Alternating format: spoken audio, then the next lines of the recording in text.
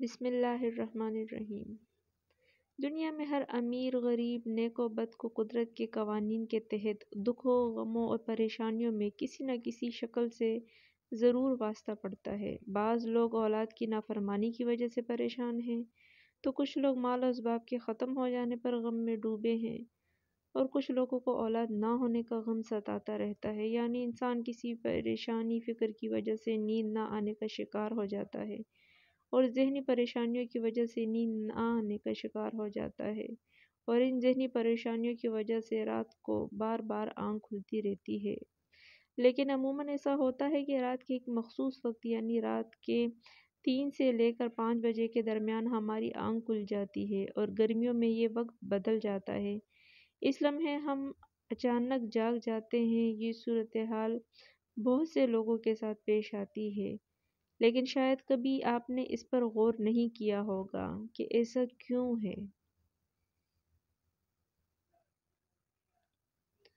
آج ہم اس کو حضور صلی اللہ علیہ وآلہ وسلم کی حدیث مبارکہ کی روشنی میں آپ کو بتاتے ہیں کہ ایسا کیوں ہوتا ہے، اور پھر آپ کو حدیث اور جدید سائنس کی روشنی میں بتائیں گے کہ اگر دوبارہ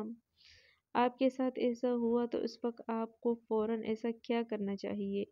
جس سے آپ کو زندگی کی ہر خوشی مل جائے گی۔ ایسا ہونا کسی مرض کی نشانی نہیں کہ آپ سمجھیں کہ شاید مجھے کوئی بیماری ہے کہ بار بار ایک مخصوص وقت پر میری آنکھ کھل رہی ہے، بلکہ یہ خوش قسمتی کی علامت ہے۔ اور اگر آپ کے ساتھ ایسا ہوتا ہے تو پریشان ہونے کی بجائے اپنے رب کا شکر ادا کریں، کیونکہ اس لمحے کے دوران آپ کا خالق اللہ آپ کو پکارتا ہے۔ یہ رحمت کے فرشتے ہوتے ہیں جو بار بار نیند سے اٹھاتے ہیں۔ رات کے وقت اللہ تعالیٰ اپنے بندوں کے زیادہ قریب ہوتا ہے تاکہ وہ ان کے لیے توبہ اور رحمت کے دروازے پوری طرح کھول دے۔ حضرت ابو ہریرہ رضی اللہ تعالیٰ عنہ فرماتے ہیں کہ حضور صلی اللہ علیہ وآلہ وسلم نے فرمایا کہ ہمارا پروردگار ہر رات آسمان پر نزول فرماتا ہے، اور جب رات کا آخری حصہ باقی رہ جاتا ہے تو وہ آواز دیتا ہے، کون ہے جو مجھ سے دعا کرے میں اس کی دعا قبول کروں، کون ہے جو مجھ سے سوال کرے میں اس کو اس کی مطلوبہ چیز عطا کر دوں، کون ہے جو مجھ سے بخشش طلب کرے تو میں اسے بخش دوں۔ اسی طرح حضرت ابو سعید خدری رضی اللہ تعالیٰ عنہ اور حضرت ابو ہریرہ رضی اللہ تعالیٰ عنہ سے مروی ہے کہ حضور صلی اللہ علیہ وآلہ وسلم نے فرمایا، اللہ توقف کرتا ہے یہاں تک کہ 1/3 رات گزر جاتی ہے تو آسمان دنیا پر نزول فرماتا ہے اور آواز دیتا ہے کہ ہے کوئی مغفرت کا طلبگار کہ میں اس کی مغفرت کروں، ہے کوئی توبہ کرنے والا میں اس کی توبہ قبول کروں، ہے کوئی سائل میں سے عطا کروں، ہے کوئی دعا کرنے والا شخص کہ میں اس کی دعا قبول کروں، حتیٰ کہ فجر طلوع ہو جاتی ہے۔ ان دونوں احادیث کا بیان کرنا یہ ہے کہ آپ کو اس قیمتی وقت کی اہمیت سے آگاہ کرتے چلیں کہ یہ وقت کتنی اہمیت کا حامل ہے، یہ کتنا مقدس وقت ہوتا ہے کہ جب ہمارا مالک ہمیں آواز دیتا ہے کہ مانگ لو مجھ سے جو بھی مانگنا ہے، میں سب کچھ عطا کروں گا۔ اگر آپ کی آنکھ 3 یا 5 بجے کے درمیان کھلتی ہے تو فوراً اٹھ جایا کریں اور حضور صلی اللہ علیہ وآلہ وسلم کے ان فرامین پر عمل کیا کریں۔ اور اب ہم ان فرامین کا آپ کو سائنسی فائدہ بھی بتاتے ہیں، کیونکہ ہمارے ہاں بعض لوگ ہر کسی بات میں سائنسی وجوہات ڈھونڈنے کی کوشش کرتے ہیں، تو ان سائنسی وجہ بھی بتا دیتے ہیں اور اللہ سے دعا کرتے ہیں کہ وہ انہیں ہدایت دے اور سیدھا راستہ دکھائے۔ تہجد کا وقت اپنی مرضی کی زندگی کا محاسبہ کرنے اور اپنے کیے ہوئے گناہوں پر ندامت کا بہترین وقت ہوتا ہے۔ اس وقت انسان کی یادداشت کی صلاحیت اپنے عروج پر ہوتی ہے۔